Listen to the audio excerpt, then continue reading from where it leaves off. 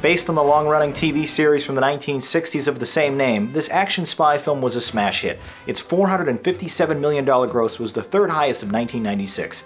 Tom Cruise stars as a covert operative who must restore his credibility and expose a traitor after he's framed for his team's murders. Cruise has had a fantastic, decades-long career, but his portrayal of top-secret agent Ethan Hunt might be where he excels the best.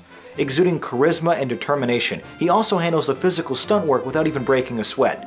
Well, except for one. The supporting cast includes memorable turns from Jon Voight, Emmanuelle Béart, Reno, Ving Rhames, Vanessa Redgrave, and Emilio Estevez.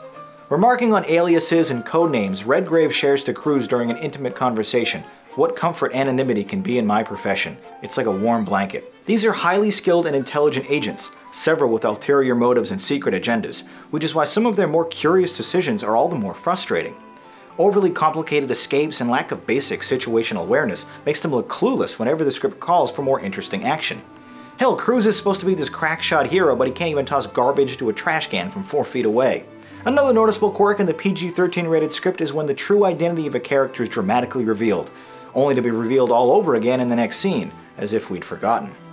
While we're on the subject, I might as well pile on. The exposition delivery, particularly in an early mission briefing scene, is very clumsy. Voight might as well turn to the camera, wink, and let everyone know this information is setting up the third act. These issues aside, when the 110-minute adventure hits its stride, it really gets going. The story's centerpiece heist of data from CIA headquarters is an obvious highlight, which sees Cruise suspended from the ceiling in a pressure, temperature, and noise-monitored facility.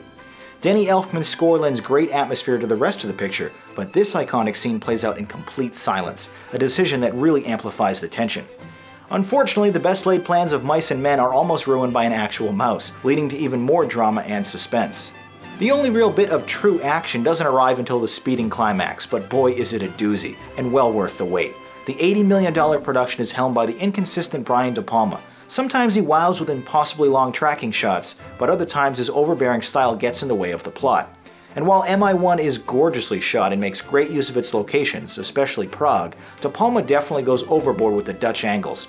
I first saw this film only months after visiting the Czech Republic, so getting to see famous landmarks I had just visited featured so prominently into the opening film was a real treat for me. Cinematographer Stephen H. Burham's use of lighting and shadows is also excellent, giving much of the nighttime sequences on the cobblestone streets of the Old Town District a very film noir look to them. Updating the classic franchise for a new generation, there's plenty of high-tech and advanced gadgetry on display. But Mission Impossible also exists in that amusing intersection where floppy disk and Usenet groups coexisted. My team is dead! Jesus. Galitzin's gone. They knew we were coming, man. They knew we were coming, and the disc is gone. Are you intact? The disc is gone. Do you read me? The list is in the open! Listen, I read you. Let's just bring you in safely, then we'll worry about that, okay? Were you followed? I don't think so. I don't think so. Be sure. Are you clean? Yes. Okay, location green, 1 hour. I'll be there myself. U2 band members Larry Mullen Jr. and Adam Clayton produced a great electronic dance version of Lalo Schifrin's iconic title theme, which I have fond memories listening to on Radio Disney back when I was a preteen. The first picture in which Cruise has a producer credit was also the first movie to open in over 3,000 theaters, and it kicked off a franchise that now stands at 5 entries and counting. Speaking of its successors, this inaugural installment is honestly rather tame in comparison, but fans of a quiet, twisty thriller will feel right at home on multiple viewings. Mission Impossible impresses with its set pieces, but falters with the details. Here's some of your thoughts.